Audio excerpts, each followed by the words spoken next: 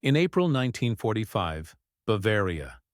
The war was ending, but death still lingered in the air. The villages that dotted southern Germany looked like skeletons of what they once were. Burned walls, shattered windows, and the faint smell of smoke clinging to the morning fog. Down a narrow road outside Würzburg, a column of American Sherman tanks rolled forward. Their treads crushed broken glass and fallen road signs bearing the faded black eagle of the Reich. The soldiers on top of them were tense, expecting ambush. Every window could hide a sniper. Every barn could conceal a trap. But then, movement. From the ruins of a farmhouse, a figure emerged. A woman, wrapped in a torn blanket, holding a child so thin his legs could barely stand. Behind her came others. Old men, children, hollow-eyed mothers carrying empty pots. No soldiers, no flags. Only hunger. The American lieutenant raised his hand. The convoy stopped. His men aimed their rifles, waiting for the command to fire. Instead, the lieutenant reached into his ration bag. He pulled out a loaf of bread, broken, stale, but real. He stepped forward, extended it to the woman. And in that moment, the war, for her, was finally over. By the spring of 1945, Germany was collapsing. The Reich that once stretched from the Atlantic to the gates of Moscow now existed only in fragments. Ruined cities, scattered soldiers, and millions of civilians trapped in the ruins of their own making. Allied forces were closing in from every direction. From the west came the Americans, British and French, advancing relentlessly across the Rhine. From the east, the Soviet Red Army tore through what remained of Hitler's defenses. Between them lay a dying nation, where fear, propaganda, and starvation ruled every street. For 6 long years, German civilians had been told what would happen if the enemy came. Nazi broadcasts warned of atrocities, of women violated, families slaughtered, and children taken away. Posters urged civilians to fight to the last man. Better death than slavery, they said. In towns and villages, officials distributed rifles to boys as young as 12. The Volkssturm, the People's Militia, was Germany's final desperate shield. But when the Americans crossed the Rhine in March 1945, something strange happened. The shield shattered before it was even lifted. Entire towns surrendered without resistance. Flags were torn down and replaced with white bedsheets, symbols not of defeat, but of exhaustion. The U.S. Army, under the command of General Dwight D. Eisenhower, moved with precision and restraint. The soldiers had been hardened by years of combat: Normandy, the Ardennes, the Hurtgen Forest. They knew what the German army had done across Europe. They had seen concentration camps, shattered villages, and the scars of occupation. Many expected vengeance to follow, but Eisenhower's orders were clear. We are not here to destroy the German people. We are here to end the war. Still, the soldiers advancing through the heart of Germany were not prepared for what they found. In cities like Cologne and Mainz, the destruction was beyond imagination. Once proud cathedrals stood roofless, their stone walls blackened by bombs. Streets were lined with rubble where homes had once stood. People lived in cellars, emerging only when the tanks passed, waving scraps of cloth in surrender. Hunger was everywhere. By 1945, German food production had collapsed. Farms were deserted, rail lines destroyed, and what little grain remained was seized by the military or lost in chaos. Civilians ate boiled weeds, sawdust bread, and sometimes nothing at all. When American soldiers entered these towns, they found not the fanatical enemies propaganda had promised, but hollow-eyed civilians begging for food. In one U.S. Army report dated April 8, 1945, a captain described a scene outside Kassel. The people are starving. They approach our trucks silently, holding out hands, not in resistance, but in plea. We cannot tell the difference between civilians and refugees. All are thin. All are afraid. At first, suspicion ruled both sides. German civilians had been taught that surrender meant death. American troops had been warned that civilians might be armed or booby-trapped. Each side stared at the other through the haze of fear and hunger, unsure of what the next move would be. But something deeper was at play. a psychological transformation, one born from exhaustion. After 6 years of unrelenting violence, even soldiers who had seen the worst horrors of war found themselves hesitating to pull the trigger. The enemy no longer looked like the faceless aggressor from propaganda posters. They looked like families, cold, hungry, and broken. It was not pity that moved the Americans. It was recognition. The same soldiers who had survived Bastogne and Omaha Beach understood what starvation meant. Many had grown up during the Great Depression, had watched their own families ration food and scrape by. When they saw German mothers digging through garbage heaps for scraps, it reminded them of home, of humanity. Slowly, the guns began to lower. In some villages, American soldiers began handing out rations, biscuits, chocolate, and bread from their own packs. It wasn't official policy. It was instinct. The act of feeding the enemy was unthinkable in military terms, but inevitable in human ones. By mid-April, these moments were repeating across southern and western Germany. Civilians lined up silently on roadsides as American convoys passed, hands outstretched not in defiance, but in desperate hope. And somewhere, along that road outside Würzburg, where one soldier had lowered his rifle and shared a loaf of bread, a quiet shift began. A war built on hate was giving way to something unexpected. The German home front in April 1945 was a landscape of ruin. With the Nazi regime collapsing, order itself had dissolved. Roads were filled with refugees, civilians fleeing from the east, terrified of Soviet vengeance. Entire columns of wagons and carts stretched for miles, carrying whatever could be salvaged from homes that no longer existed. Children walked barefoot. Old men pushed bicycles burdened with everything they owned. Everywhere the Americans went, they found the same faces: hollow, frightened, and half-starved. These were not combatants. They were survivors of a machine that had devoured its own people. In Bavaria and Hesse, U.S. patrols entered towns where the mayors had already hoisted white flags. In one after-action report from the 12th Army Group, an officer described his unit's arrival in a small village near Aschaffenburg. The people lined the road. Not one soldier in uniform, only farmers, women, and children. They looked at us as though waiting for a verdict. What they expected was vengeance. For years, Nazi propaganda had warned that Americans would slaughter civilians, burn towns, and take revenge for every bombing raid, every fallen Allied soldier. Posters showed grotesque caricatures of Yankee beasts, bayonets dripping with blood. Children were told that surrender meant death. But when the American troops arrived, there was no violence, no revenge. Instead, the soldiers began distributing food. At first it was unofficial, spontaneous acts of compassion.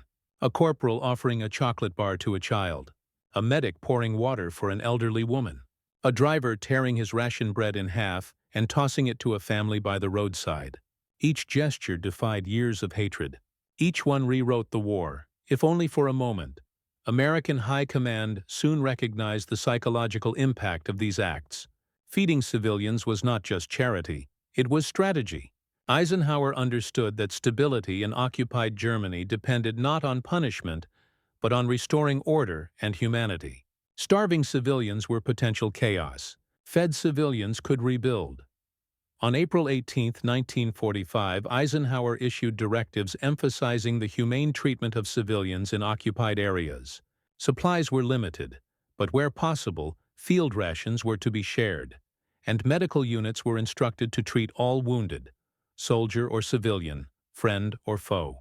The orders reflected a larger vision: to end not just the fighting, but the hatred that had sustained it. It was a fragile balance. Many American soldiers had lost friends to the war, to ambushes, artillery, and the cruelty of concentration camps. The news of Buchenwald and Dachau had begun to spread through the ranks. Some units arrived at German villages only days after liberating camps filled with emaciated prisoners. For those men, restraint was not easy. Yet amid the horror, compassion persisted. A private in the 3rd Infantry Division wrote in his diary, "We gave them bread today. The same people who cheered when bombs fell on London. I don't know why, but it felt right. Maybe we're all just tired of hate. This exhaustion, moral and physical, became the quiet bridge between victor and defeated. The Americans were not saviors, and the Germans were not yet allies. But for the first time, they were simply human beings facing the same hunger, the same longing for the war to finally end. In the towns of Nuremberg, Stuttgart, and Regensburg, this strange peace began to spread. Children gathered around American jeeps, eyes wide with curiosity instead of fear. Soldiers learned to say "Brot" and "kind," simple words of exchange. The language of survival was universal. Meanwhile, Nazi loyalists still clung to their illusions. Pockets of resistance remained. Snipers, saboteurs, and fanatics who refused to surrender. But even they began to fade into irrelevance as word spread of the Americans' behavior. Civilians stopped hiding. Churches reopened. The white flags multiplied. The war was ending not only through force of arms, but through an unexpected weapon: compassion. For the German people, the sight of American soldiers handing out food where they could have delivered punishment was a revelation. The propaganda machine had promised monsters. What they found were men, weary, wary, but merciful. That moment, when bread replaced bullets, marked the first step in Germany's rebirth. It was not forgiveness. Not yet, but it was the beginning of something new. A fragile human peace born out of unimaginable ruin. And in that fragile peace, stories began to emerge.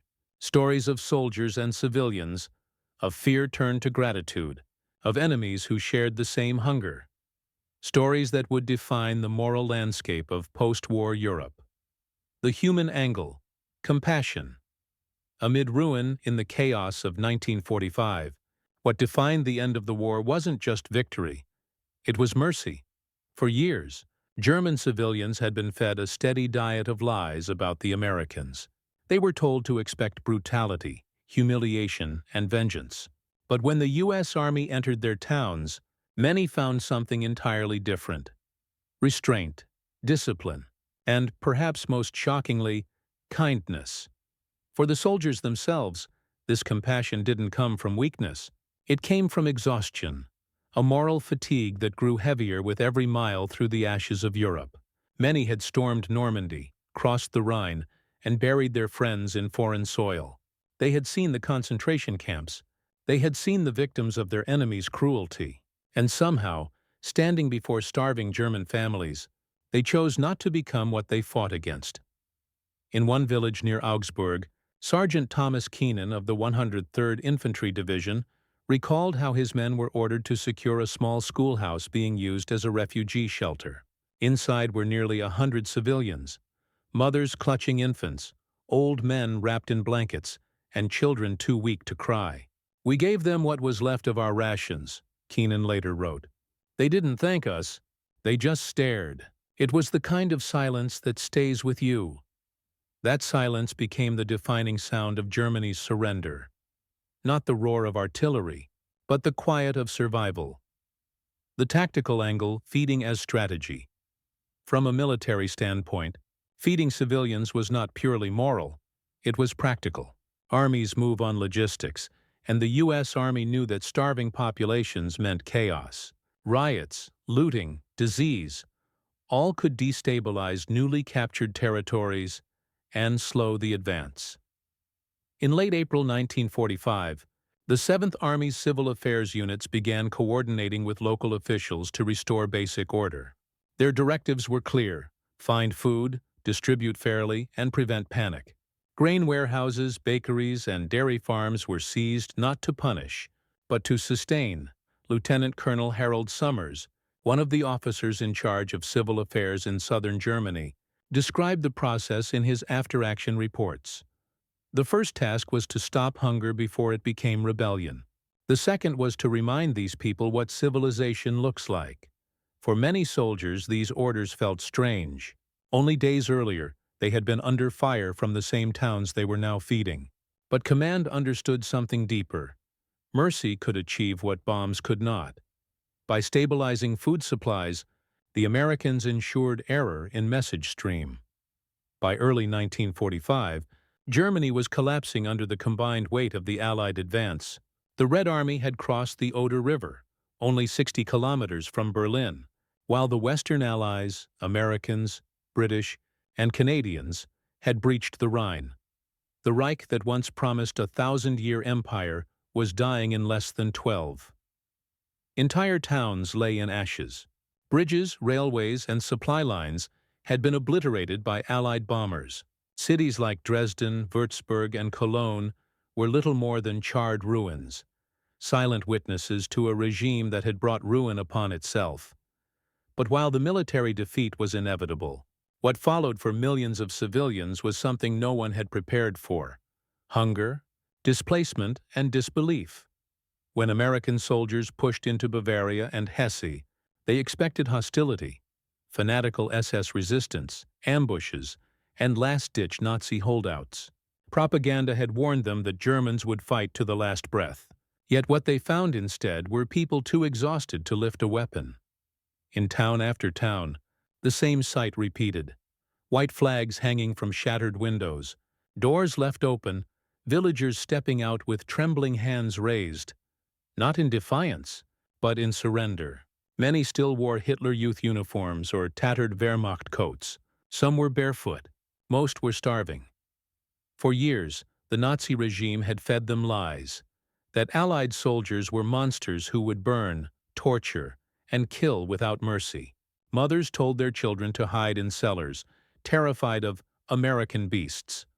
So when the first U.S. convoys appeared at the edge of these villages, many civilians didn't run to greet them. They hid. They watched in silence from behind curtains and rubble. But the Americans didn't come with fire. They came with supplies. The first encounters were cautious. In Würzburg, Nuremberg, and small Bavarian hamlets, U.S. troops began distributing captured Wehrmacht rations and their own K-rations to the locals. Dried meat, biscuits, tins of cheese, and, most precious of all, bread. The gesture seemed simple, but to the people who had survived on boiled weeds and sawdust loaves for weeks, it was almost incomprehensible. The same hands that had dropped bombs on their cities were now handing out food. The same uniforms that had represented the enemy now symbolized survival. Reports from the U.S. Army's Psychological Warfare Division described these early moments vividly. One field officer wrote, "The civilians look at us with disbelief. They do not understand that we do not hate them. Some weep when we offer bread. They thought we would kill them." For many American soldiers, these scenes were equally disorienting. After years of brutal combat, from Normandy's beaches to the frozen forests of the Ardennes, many had learned to see Germans only as the enemy. Now they were staring at starving children, widowed mothers, and frail elders barely able to walk. In that contrast, the conqueror feeding the conquered, something profound began to shift. American units established temporary kitchens in destroyed towns, cooking large vats of soup for civilians who lined up in silence. Military police maintained order, but most crowds remained eerily quiet. The Germans still couldn't believe what they were seeing. They had been told the Americans would enslave them. Instead, they were sharing their rations. In many ways, it wasn't just bread being handed over, it was a message, a silent declaration that the war between men was ending, even if the ruins around them said otherwise. Still, the situation was far from peaceful. Scattered SS units and die-hard fanatics continued ambushes and sabotage. U.S. soldiers had to balance compassion with caution. Every loaf of bread given out was shadowed by the possibility of hidden threats. Yet, even amid that tension, something deeply human persisted. In one Bavarian village, a U.S. Army chaplain recorded that after distributing food, an elderly German woman pressed a small wooden cross into his palm. She said only one word: "Danke." That moment captured what words could not: the fragile beginning of reconciliation in a landscape soaked with hatred. The bread wasn't just sustenance. It was the first act of rebuilding humanity after the unthinkable. The psychological collapse of the Reich. By the spring of 1945, the German psyche was shattered. For years, the population had lived under total control. fed a stream of propaganda declaring the Reich's invincibility and the Führer's divinity. But when American tanks rolled through their towns without resistance, the illusion disintegrated overnight. Civilians had believed the enemy would bring vengeance. Instead, they witnessed restraint, order, and, most confusing of all, mercy. The effect was deeply psychological. For the first time, Germans were forced to see the humanity of those they'd been taught to hate. Many accounts from the period describe an emotional paralysis. People didn't cheer liberation. They didn't even cry. They simply stood still, as if their entire moral compass had broken. A Nazi mayor in Franconia, interviewed after the surrender, said, "When the Americans gave food to our children, we understood we were the monsters, not them." It wasn't propaganda or punishment that broke the spirit of Nazism. It was this quiet moral inversion. Bread replaced bullets. The conqueror became the caretaker. And in that reversal, Germany began its first hesitant steps toward facing the truth of what it had become. The American soldier's moral dilemma for the men of the U.S. Army. Feeding the enemy wasn't simple compassion. It was an act of conscience. Many soldiers had lost friends in Normandy, Holland, and the Bulge. Some had seen the horrors of concentration camps. They carried personal hatred for the German war machine that had caused so much death. Yet when confronted with emaciated civilians, especially children, the anger began to blur. Letters home reveal the inner conflict of many GIs. One corporal wrote from Bavaria, "They told us these people were evil. Maybe they were, but hunger makes everyone the same." Some officers initially forbade sharing rations, fearing disease or manipulation. But soon, informal acts of kindness spread across units. Soldiers broke field rules to slip chocolate bars to children or tossed canned goods to families watching from rubble. Others gave their entire K-rations away, surviving on coffee for days. There were moments of tension. Not all troops agreed. Some refused to give food to people they still saw as responsible for the Holocaust and the destruction of Europe. But over time, a quiet understanding formed. Vengeance would not rebuild anything. The soldiers' decision to feed rather than punish did not erase the war's pain, but it marked a shift from retribution to restoration. Propaganda versus reality. No aspect of the German collapse was more striking than the sheer disbelief of its civilians when kindness appeared from the enemy. For 12 years, Nazi propaganda had painted the Allies as bloodthirsty demons, Bolsheviks and Anglo beasts who would annihilate the German race. Posters warned that surrender meant death, that Allied soldiers would violate, torture, and destroy everything German. When the first Americans handed out bread, many Germans thought it was a trick. Some refused to eat, convinced the food was poisoned. Others knelt and wept, unable to comprehend mercy from men they believed were monsters. A U.S. Army interpreter described a scene in Aschaffenburg. "They watched as we ate from the same bread we gave them. Only then did they accept it." Some fell to their knees. That disbelief wasn't only shock, it was the collapse of the entire Nazi narrative. When the American soldier offered food instead of violence, the foundation of Hitler's myth crumbled. The act of feeding civilians became, in itself, a weapon against lies. It dismantled years of indoctrination without a single shot fired. The American soldier's moral dilemma for the men of the U.S. Army. Feeding the enemy wasn't simple compassion. It was an act of conscience. Many soldiers had lost friends in Normandy, Holland, and the Bulge. Some had seen the horrors of concentration camps. They carried personal hatred for the German war machine that had caused so much death. Yet when confronted with emaciated civilians, especially children, the anger began to blur. Letters home reveal the inner conflict of many GIs. One corporal wrote from Bavaria, "They told us these people were evil. Maybe they were, but hunger makes everyone the same." Some officers initially forbade sharing rations, fearing disease or manipulation. But soon, informal acts of kindness spread across units. Soldiers broke field rules to slip chocolate bars to children, or tossed canned goods to families watching from rubble. Others gave their entire K-rations away, surviving on coffee for days. There were moments of tension. Not all troops agreed. Some refused to give food to people they still saw as responsible for the Holocaust and the destruction of Europe. But over time, a quiet understanding formed. Vengeance would not rebuild anything. The soldiers' decision to feed rather than punish did not erase the war's pain, but it marked a shift from retribution to restoration. The women and children of ruin by 1945, the face of Germany was female. Millions of men were dead, missing or imprisoned in Soviet and Allied camps. What remained in the towns and villages were the widows, the elderly, and the children. The Trümmerfrauen, or women of the rubble. They scavenged through bombed-out cities, dragging bricks to rebuild homes by hand, using spoons and broken tools to clear debris. When the Americans entered, they found these women skeletal yet still defiant. Their eyes were not pleading for charity. They were defending the last fragments of dignity. One U.S. sergeant described them in a letter. They looked at us with a kind of silent rage until we gave the bread. Then, for the first time, I saw something change in their faces. Not gratitude, but disbelief. For the children, hunger was all they had ever known. Years of Allied bombing had destroyed supply lines. Famine had taken hold long before surrender. When soldiers handed out food, it wasn't just nourishment. It was the first act of peace those children had ever seen.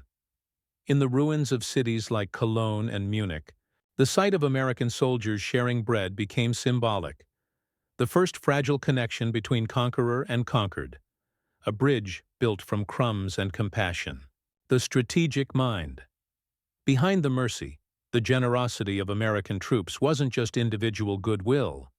It reflected a deliberate strategic vision, U.S. military leadership, especially under General Eisenhower and the newly forming Office of Military Government, OMGUS, recognized that victory meant more than defeating armies. It meant rebuilding minds. A starving Germany could easily fall into chaos, or into Soviet influence. So, while frontline troops shared rations informally, policies soon formalized food relief. American command authorized shipments of flour, canned meat, and powdered milk into occupied zones. Priority went to children, hospitals, and displaced persons. This was not charity. It was reconstruction. The Allies understood that feeding the defeated was the first step to stabilizing post-war Europe. Propaganda broadcasts shifted accordingly. Instead of threats, they carried a new message. Germany will live, but only through peace. In time, those first loaves of bread would evolve into something larger. The Marshall Plan, born from the same philosophy, that mercy could rebuild where vengeance could not. The moment an American GI handed bread to a German mother was, in a sense, the birth of a new geopolitical order, one that replaced the language of destruction with the logic of rebuilding. Hunger as the great equalizer. There was one force in post-war Germany that recognized no uniform, no flag, no ideology, hunger. It stripped away pride, erased propaganda, and reduced humanity to its simplest truth: survival. In 1945, it was estimated that 1 in every 4 German civilians was malnourished. Children's growth was stunted. People boiled wallpaper for its starch. Entire towns lived off black market bread, trading family heirlooms for a few potatoes. The Americans, once seen as the embodiment of the enemy, suddenly became the only source of sustenance. Hunger forced acceptance where surrender had not. For the soldiers, too, hunger was a reminder. They had seen famine across Europe, in France, Belgium, and the Netherlands. But here, in the heart of the enemy's homeland, it hit differently. Feeding Germans became a test of what America stood for when its power was absolute. In that moment, both sides were stripped bare. The conqueror and the conquered, united not by ideology or treaty, but by bread, the most ancient symbol of peace and humanity. And in the ashes of the Reich, that small act would plant the seed of reconciliation that Europe would grow from. The Third Reich had fallen silent. Hitler was dead in his bunker. Berlin was burning, and across the south, American troops pushed through the final remnants of the Wehrmacht's defense. Yet even in surrender, The fear among German civilians lingered. Fear of retribution, of starvation, of the unknown fate awaiting them. In Munich, chaos reigned. The once proud capital of the Nazi movement was now a wasteland of rubble. Food stores were empty, rail lines bombed beyond repair, and water systems collapsed. Tens of thousands of civilians wandered the streets searching for sustenance. American tanks rolled in through Maximilianstrasse, their gun barrels glinting in the smoky haze. But they were met not by soldiers, by civilians carrying white sheets and empty hands. Captain Robert W. Long of the U.S. 12th Army Group recorded what happened next in his journal. They were waiting for us, not to fight, to beg. The U.S. command was unprepared for the scale of the famine. Entire neighborhoods had no access to food or medical supplies. Disease began to spread. The Americans faced a moral and logistical dilemma. Should they divert military resources to feed the very people whose factories had once built tanks and bombs against them? At first, discipline held. Orders were strict. No food was to be distributed without authorization. Yet the sight of children scavenging from refuse piles soon broke those rules. Soldiers began sharing their rations in secret. One GI wrote home, "We came ready for war, but what we found was misery." Word spread through Munich. Die Amerikaner geben Brot. The Americans are giving bread. Within days, hundreds of civilians began gathering near checkpoints, waiting quietly each morning. There was no violence, no mob, just patience and hollow faces. The soldiers formed impromptu lines. They passed out bread, biscuits, and powdered milk.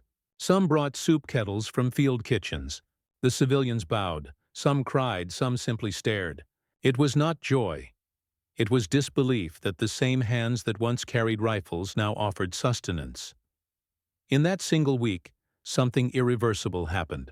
The psychological walls built by 12 years of hate propaganda began to crumble. German civilians who had feared annihilation saw compassion, and the American troops, hardened by years of war, felt a different kind of victory.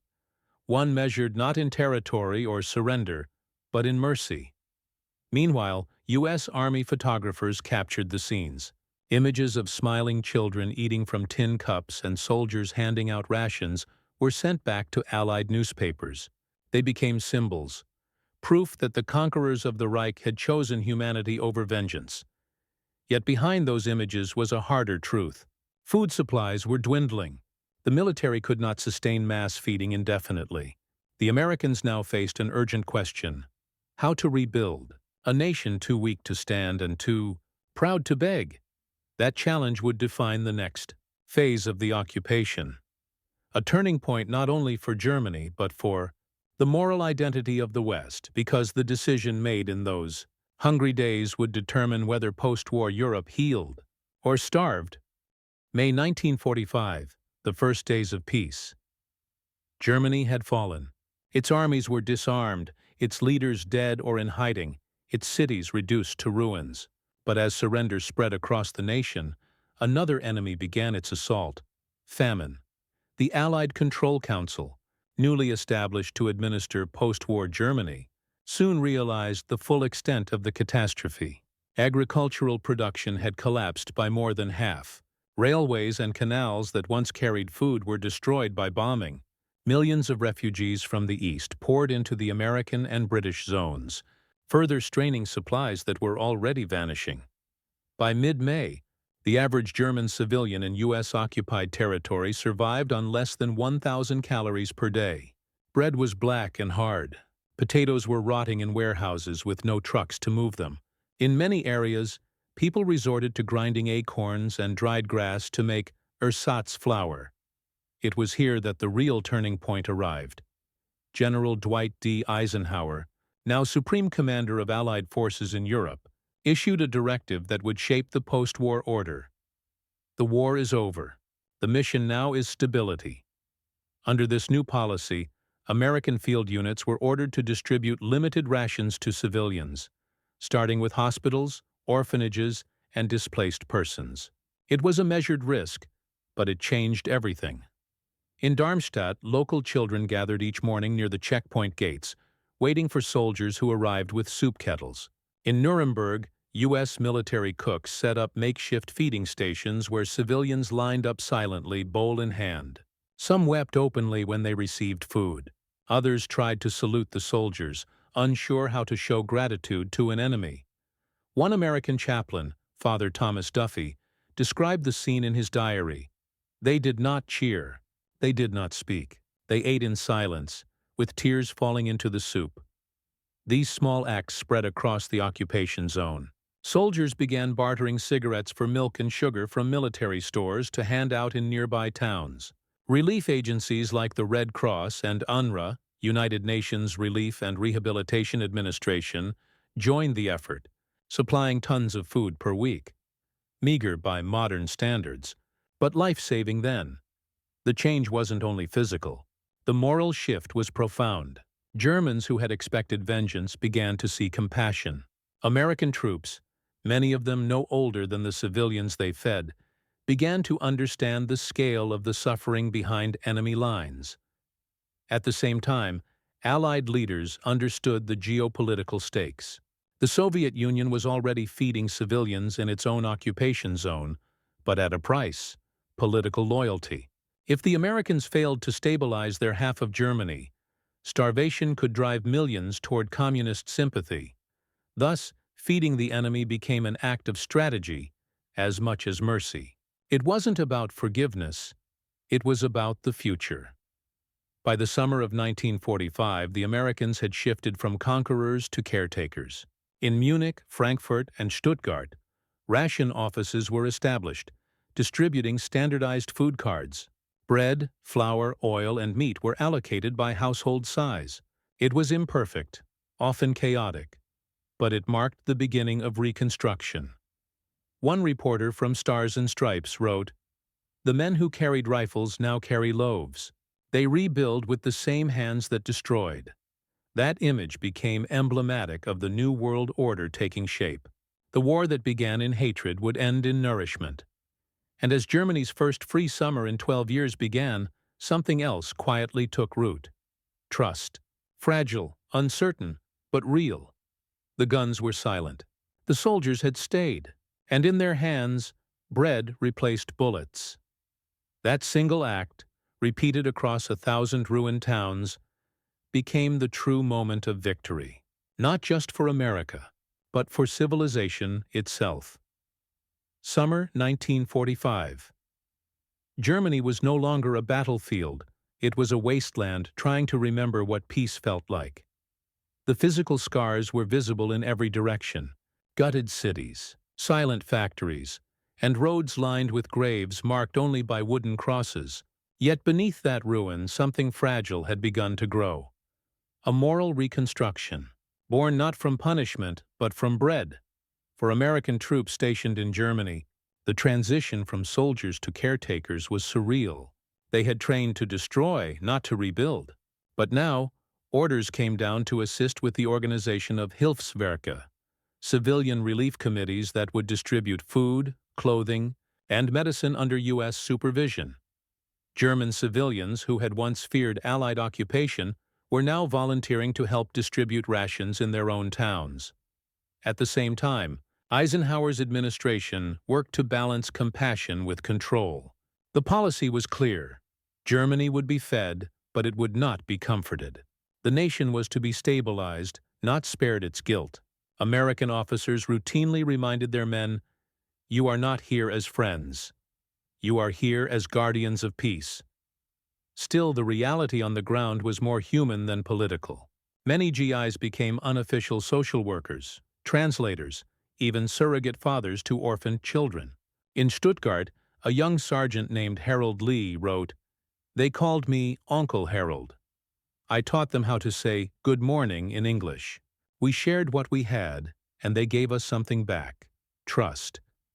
Meanwhile, the global press began reporting on Operation Vittles, Operation Little Vittles, and other early relief efforts. What began as soldiers handing out personal rations evolved into organized supply lines, a logistical miracle that fed millions. Trains from France and Belgium brought grain and milk powder into Germany. American and British depots rationed supplies for months on end. But even with Allied aid, conditions remained desperate. The winter of 1945–46, later called the Hunger Winter, struck with ferocity. Food rations dropped to 900 calories a day in some regions. People boiled sugar beets for soup, mixed sawdust into bread, and queued for hours to receive half a loaf. And yet, no uprising came, no revolt. The German population endured it silently, perhaps because for the first time in a decade, the suffering felt just.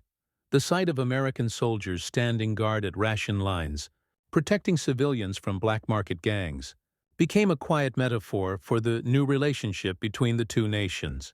The conquerors were keeping their former enemies alive. The moral reversal was complete, and though the war's ruins still smoldered, something unprecedented was taking shape. A peace built not on domination, but on decency. But survival was only the first step. True recovery, rebuilding cities, institutions, and a nation's conscience would require more than food. It would demand a vision for the future. And in the following years, that vision would be tested, redefined, and ultimately reshaped by one of history's most ambitious experiments in reconstruction. By 1946, Germany was no longer starving, but it was far from healed. The first seeds of stability had been planted, yet the soil they grew in was guilt and rubble. American occupation authorities soon realized that feeding the nation was only half the mission. The other half was moral reconstruction. The process was called Entnazifizierung, denazification, and it sought to uproot the ideology that had driven Germany to destruction. But no tribunal, no document, no punishment could achieve what a single act of mercy already had: the reawakening of conscience. When American soldiers shared their rations, they did more than feed the body. They punctured the illusion that the Germans had been fighting monsters. It forced civilians to confront the human cost of what they had believed. And as German children grew up on American flour and powdered milk, a new generation began to associate the stars and stripes not with bombs, but with bread. The psychological transformation was profound. Allied sociologists later noted that this early humanitarian contact between occupiers and civilians accelerated the collapse of Nazi ideology far more effectively than propaganda or punishment. It turned humiliation into humility, and defeat into understanding. But hunger, even when relieved, left scars. The black market flourished. Cigarettes, chocolate, and tinned meat became the new currency. Women traded heirlooms for food. In some places, prostitution became survival. The war had not only destroyed armies, it had broken families and social codes. Yet amid the moral confusion, one truth held steady. The Americans had not become the monsters the Reich had promised. That realization, painful, humbling, but liberating, laid the foundation for trust. By 1947, with Europe's economy teetering on collapse, U.S. policymakers recognized that charity could no longer sustain recovery. Something larger was needed, something that would rebuild not only Germany but all of Western Europe. That idea became the Marshall Plan. When Secretary of State George C. Marshall unveiled it in June 1947, he invoked the same principle that had guided those soldiers handing out bread in the ruins 2 years earlier. Our policy is directed not against any country or doctrine, but against hunger, poverty, desperation, and chaos. Billions of dollars flowed into Europe, rebuilding cities, restoring industries, and ensuring that famine would never again dictate politics. Germany, once the heart of a regime that had plunged the world into war, became the anchor of a democratic, prosperous Europe. The moral journey that began in the rubble of Munich and Frankfurt, when soldiers fed the people they once fought, had come full circle. The conquerors had become the custodians of peace, and for countless German civilians, that first taste of American bread remained a lifelong memory, not just of survival, but of awakening. Because in the end, it was not the might of the Allied armies that truly ended the war. It was compassion that conquered what hatred could not. History often remembers wars through their battles. The tanks, the flags, the treaties, but the true victory, the quiet one, was won in the hearts of those who chose mercy when vengeance would have been easier. In the ruins of 1945 Germany, the story of survival was rewritten not by generals, but by ordinary men in uniform who refused to let hatred finish what war had started. When an American soldier handed a starving German child a piece of bread, he unknowingly performed an act of defiance against the very logic of war, the logic that says enemies must remain enemies. Those moments didn't make headlines. There were no cameras in the shattered streets, no applause in the mud. Yet those gestures carried more power than any treaty signed in marble halls. They proved that compassion could exist even in the aftermath of horror, that humanity, though buried under rubble, had not died. The laughter that once echoed in the POW camps, the kindness shown in defiance of fear, and the bread shared with the defeated, all became the fragile scaffolding upon which post-war peace was built. It was fragile, yes, but it held.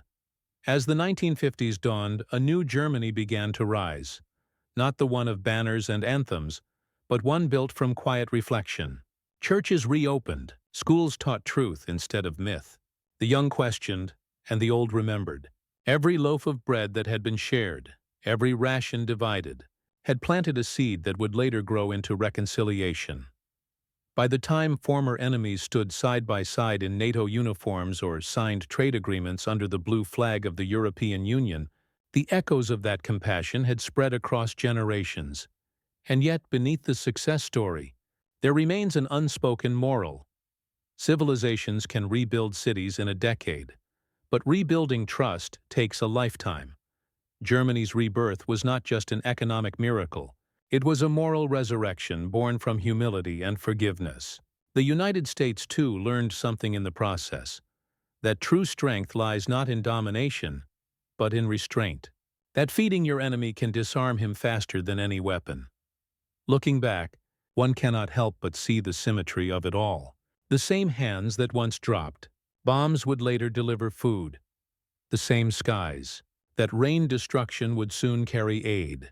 And the same people who once cursed each other's flags would one day exchange Christmas cards and business deals.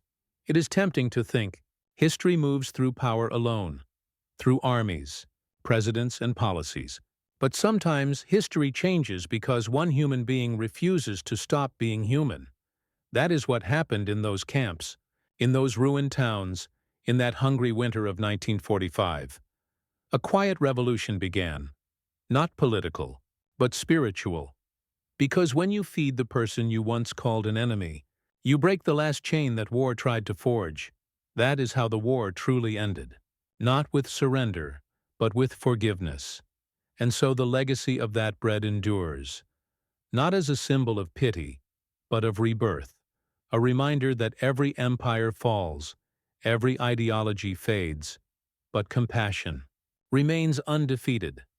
History remembers wars for how they are fought, but humanity remembers them for how they end. A loaf of bread, and the quiet truth that mercy, once given, never dies.